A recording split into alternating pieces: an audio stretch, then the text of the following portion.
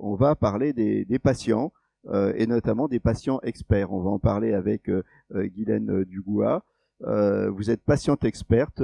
Je vous remercie d'avoir fait l'effort de venir. Vous allez nous expliquer ce que c'est qu'un patient expert, quel est le rôle du patient expert, et pourquoi on doit devenir acteur de sa maladie et pourquoi on peut s'appuyer justement sur les patients experts pour devenir acteur de sa maladie. Voilà, je vous laisse la parole et je vous remercie d'applaudir Guylaine qui a fait l'effort de venir. Bonjour à tous. Alors, devenir patient expert, c'est le bout du chemin, je dirais. Mais avant ça, on est passé déjà par beaucoup de choses. Donc, pour me présenter, Ghislaine Dugois-Jacques, j'ai une polyarthrite depuis 30 ans. Je suis impliquée dans les associations depuis une dizaine d'années. Et je viens de Nancy, la région Est. Et j'interviens dans pas mal de choses, et entre autres au conseil d'administration de l'ANSM, l'Agence nationale de sécurité du médicament. Donc la question est de se poser comment est-ce qu'en tant que patient, on va devenir acteur de sa santé, acteur de sa maladie, et quel est le circuit. Donc je vais essayer de faire chronologiquement pour qu'on puisse un peu, même vous en tant que patient, voir à quel endroit, où vous vous situez. On devient patient, en fait, on tombe dans la maladie, on s'y attend pas. Pour ma part, j'avais 20 ans, j'étais en études d'art plastique, donc franchement, je suis tombée dans un milieu où, franchement, où j'ai appris un nouveau vocabulaire, j'ai appris qu'il y avait des nouvelles professions que je ne connaissais pas, que j'imaginais vraiment pas, que je connaissais pas. J'ai appris des termes comme rhumatologie, anti-TNF, l'AVS, la CRP, les ergothérapeutes, la rémission, les orthèses, des choses qui pour moi étaient complètement loin de mon milieu artistique. Et puis j'ai rencontré en fait des kinés, des ergos, des psys, des infirmières que je salue franchement énormément parce que c'est elles qui m'ont énormément aidé dans le parcours de soins. J'ai appris de nouvelles choses par rapport aussi à l'éducation thérapeutique, et ça je vais vous expliquer par la suite. Et c'est vrai que quand on tombe malade, on arrive à avoir différentes étapes de l'acceptation. Enfin, on parle des différentes étapes que l'on suit dans le deuil, et je pense que pour la maladie c'est pareil. On a une sorte de déni. À 20 ans, je me rendais vraiment pas compte de ce que ça allait être, la polyarthrite rhumatoïde. Je me suis même dit, on s'est trompé, j'arrive dans un service où il y a que des personnes âgées, si ça se trouve, il n'y a pas de place ailleurs, et on m'a mis là, et on m'a expliqué que non. Et même pour m'expliquer à 20 ans ce qu'était une polyarthrite rhumatoïde, on m'a donné une bande dessinée qui était la BD, qui était donnée aux enfants qui avaient des polyarthrites. Donc, j'avais vraiment cette notion, enfin un peu ce décalage, et puis je n'ai pas trop pris l'importance de ce que ça pouvait être. Il y avait des selles d'or, à l'époque, on tâtonnait depuis une dizaine d'années, il y a même 15 ans, il y a maintenant des anti-TNF, mais à l'époque, je savais pas ce que c'était. Donc, c'est un monde complètement nouveau, et je pense que pour tout patient, on va découvrir plein de choses. Et puis après, ces différentes étapes de la maladie, on va arriver au bout d'un moment, je dirais, enfin pour ma part 15 ans, ça a quand même pris du temps, à une acceptation. À le fait, écoute, voilà, t'as cette maladie, tu l'as en toi, tu vas pas vivre et te battre contre, mais tu vas te battre avec cette maladie. Parce qu'en fait, voilà, t'as pas d'autre choix, et de toute façon. Donc il y a un premier palier qui est de ne plus subir en fait cette maladie, mais d'agir pour sa propre santé. Et on va devoir devenir acteur de sa propre maladie et dans sa maladie pour ne plus subir la décision médicale, mais petit à petit pour pouvoir arriver à ce qu'on appelle la décision médicale partagée. Pour ce faire, je pense qu'il faut aussi avoir acquis une certaine culture de la maladie, savoir à quoi elle est, enfin comment elle est, quelles sont les thérapeutiques, quels sont les bénéfices, les risques, les mettre en balance. Pourquoi à 25 ans, enfin comment réagir quand à 25 ans on vous dit voilà, vous allez avoir des prothèses de hanche, qu'est-ce que je pourrais faire, ne plus faire en tant que femme dans ma vie intime, est-ce que je pourrais avoir des enfants, pas d'enfants, oui, ok, on vous propose tel traitement thérapeutique, attention, ça va détruire vos stocks de vulves, donc on se pose des questions, je prends pas, qu'est-ce que je fais? Donc quand l'acceptation, ce passage d'acceptation et qu'on en a travaillé pour soi et par rapport à soi, je pense qu'il y a une forme il y a un moment où on se pose la question et on se dit, ok, je m'apporte à moi, j'ai trouvé des solutions, j'ai mis en place des solutions, j'ai mes trucs et mes astuces, et les autres. On a envie, je sais pas où, c'est peut-être culturellement, on se dit, qu'est-ce que je peux faire pour les autres? Et c'est vrai que moi j'ai eu cette chance il y a 10 ans d'avoir une infirmière qui, lors d'une perfusion, parce que effectivement, quand on allait se faire les perfusions de traitements immunosuppresseurs, on est avec d'autres patients, on est tous avec nos perfs, là. Et on discute des trucs et astuces qu'on peut avoir. Voilà, il y a telle station sur Nancy où il y a encore quelqu'un qui vient te mettre l'essence, ça c'est bien utile, ça n'existe plus. Les orthèses, c'est bien utile parce que les mains au coup de vent, je t'assure, ça marche. On se donne un peu nos trucs. Et puis, tout en fait cette démarche qui est vraiment tournée vers soi, on apprend petit à petit à la partager avec les autres. Et cette première étape, en fait, je vais dire, c'est un petit peu le patient qui devient un peu empower, c'est-à-dire on parle d'empowerment, cette capacité qu'on peut avoir d'avoir une pathologie, qu'est-ce qu'on en fait, comment on la prend, et puis surtout comment on la partage avec les autres, et comment on va pouvoir... Donc il y a 10 ans, je disais donc, une infirmière m'a sollicité pour faire un atelier, enfin en fait pour faire une formation de patient expert. Je savais pas ce que ça voulait dire, patient expert. C'était une formation, on m'envoyait à Paris. Pour moi, on allait parler de polyarthrite. Et là, j'ai rencontré d'autres personnes qui faisaient partie d'une association. Donc, l'association ANDAR, c'est une association nationale de défense contre l'arthrite rhumatoïde. Il y en a d'autres, mais en tout cas, c'est par celle-ci que j'ai eu cette formation. Donc, c'est une formation de 40 heures qui est validante, qui se fait en pluridisciplinaire, c'est-à-dire qu'il y a aussi bien des kinés, des ergos et il y a des infirmières, des diététiciens, et qui propose de faire par la suite de l'éducation thérapeutique. Mais avant d'en arriver là, on va peut-être parler de différentes casquettes que le patient peut avoir. C'est-à-dire que j'avais été sollicitée pour être patient engagé. C'est-à-dire les infirmières me demandaient que lorsque j'allais à perfusion, est-ce que tu peux parler à madame, toi tu le vis bien, ta pathologie, elle l'est pas. Est-ce que tu peux lui expliquer, toi, les thérapeutiques que tu as eues par rapport à ça, tes envies d'enfant?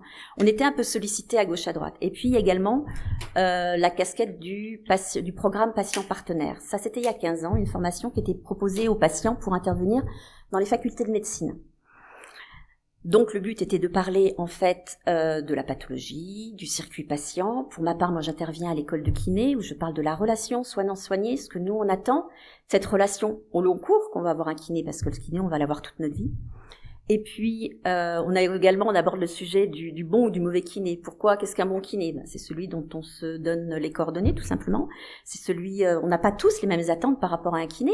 Moi, je veux qu'il me soigne. D'autres, moi, je suis pas là pour avoir un copain. Hein. D'autres, ça va être relation plus personnelle. C'est vrai que cette relation soignant-soigné, on l'a pour des maladies chroniques pendant 10, 15, 20 ans. J'ai 2 rhumatologues que j'ai emmenés à la retraite, qui sont à la retraite. Il y a aussi cette notion de prise en charge. Et là, je fais juste une parenthèse entre le suivi qui se fait en hôpital et le suivi qui se fait en ville. Le suivi en hôpital, c'est vrai qu'on on est coucouné, on est moins acteur de sa santé dans la mesure où c'est le rhumato qui va nous orienter. Voilà, il faut faut aller voir, on va vous mettre en place traitement, il faut aller voir un dermatologue parce que risque de cancer de la peau, il faudrait aller voir un ergo pour faire mettre des semelles, c'est un peu chapeauté, on est vraiment, les rendez-vous sont pris, on vous appelle pour vous dire que le rendez-vous est pris. Le côté un peu, pas négatif, mais c'est qu'on a affaire souvent à des internes où il faut se raconter à nouveau. Il faut recommencer à s'expliquer par rapport aux internes, raconter son histoire de vie, aller à l'essentiel. Par rapport aux consultations de ville, c'est un peu différent. C'est-à-dire que le rhumato, on va le suivre, il va nous suivre, il connaît notre histoire, on a des relations avec lui, sur le temps. Simplement, c'est à nous de préparer la consultation, de venir, de penser à lui dire, tiens, alors bien sûr qu'il va nous donner les ordonnances pour les prises de sang, les analyses ou quoi que ce soit, mais ou pour les prescriptions médicales, mais c'est à nous de dire, bon, voilà, j'ai entendu parler d'une cure, qu'est-ce que vous en pensez? J'ai entendu parler de, je sais pas moi, de cryothérapie, qu'est-ce que vous en pensez? De CBD, est-ce que vous êtes pour? On est vraiment en demande de. Et par contre, le positif, c'est qu'effectivement, pour ma part, en ville, j'ai plus facilement des rendez-vous. En ville, à l'hôpital, à l'heure actuelle, les délais sont de 2 ans.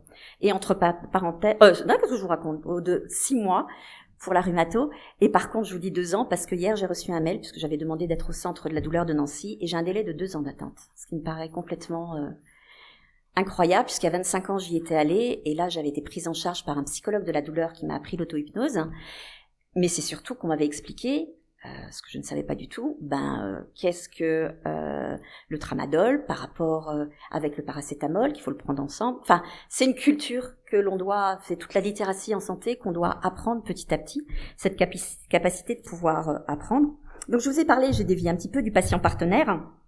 Il y a également ce qu'on appelle les représentants des usagers, qui est une autre casquette du patient, qui là, il faut faire partie d'une association, puisqu'il y a un contrat tripartite avec l'hôpital, avec le patient, et puis avec l'association. On représente les avantages, on défend les avantages des usagers de temps en temps, on peut aussi aider à vulgariser un petit peu ce que le médecin a dit quand les gens n'ont pas compris. Et puis, déjà, le représentant des usagers, lui, va pouvoir intervenir également à la CPAM. Et ensuite, il y a donc cette formation, et je viens à l'essentiel, de patients experts, qui nous permet, nous, d'être habilités et d'avoir toute la légitimité pour animer des ateliers avec les patients. Pour ma part, donc moi, j'anime sur Nancy, Thionville, et puis j'étais passée sur Reims aussi, des ateliers sur la fatigue, comment vivre avec la fatigue, comment vivre avec une pathologie chronique, et trouver des trucs et des astuces, parce qu'il y en a pour pouvoir soigner cette fatigue, en tout cas pour essayer de la gérer au mieux, avec sophrologie, relaxation, segmenter les activités. Enfin, on a plein de solutions. On en parlerait l'atelier dure 1h30, donc on aurait vraiment de quoi en parler pendant très longtemps.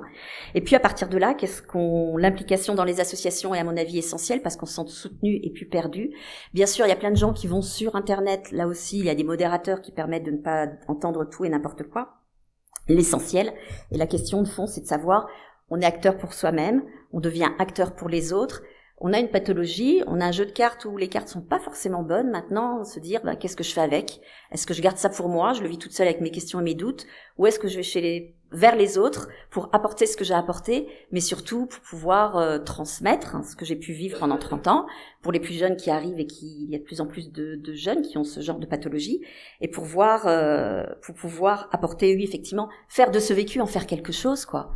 C'est pas très gai d'être malade, mais c'est encore... si au moins ça peut servir quelque chose, voilà. Il y a eu beaucoup de choses par rapport auxquelles j'aurais voulu également vous dire, mais bon. Mais on a un quart d'heure, c'est la règle. Okay. Alors moi j'ai une question à vous poser quand même. Oui. On voit bien ce que vous pouvez apporter aux autres malades.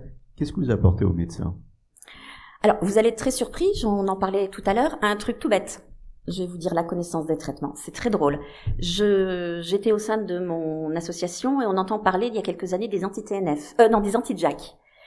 Et donc, toute contente de me dire, chouette, il y a une nouvelle thérapeutique qui va avoir. Je vois mon rhumato de ville et je lui dis, de toute façon, on a toujours, si ma chimio et mon telle thérapeutique ne marche pas, j'ai les anti-JAK. Il me dit, de quoi vous parlez? Je dis, les anti-JAK. Il regarde, il me dit, je n'ai jamais entendu parler de ça. 3 mois après, je retourne en consultation. Il me dit, au fait, là, vous m'aviez parlé des anti-JAK. Ben oui, maintenant, c'est sur le marché, on va les... Donc, il y a ça. Ce qu'on peut apprendre aux médecins, et je pense que quand on va en faculté pour parler aux futurs médecins et aux kinés, cette relation soignant-soigné, parce que dans leur cursus universitaire, ils rentrent en compte très peu, si ce n'est pendant les stages des patients.